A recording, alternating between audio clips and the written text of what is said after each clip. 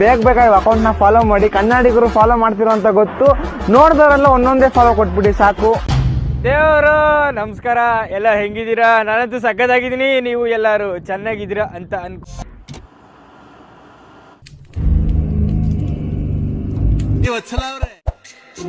ದಯವಿಟ್ಟು ಸ್ವಲ್ಪ ಒಳಗಡೆ ಬರ್ತೀರಾ?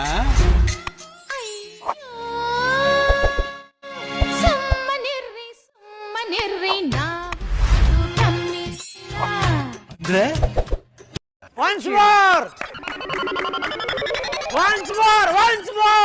ವತ್ಸಲ ಅವ್ರೆ, ದಯವಿಟ್ಟು ಸ್ವಲ್ಪ ಒಳಗಡೆ ಬರ್ತೀರಾ?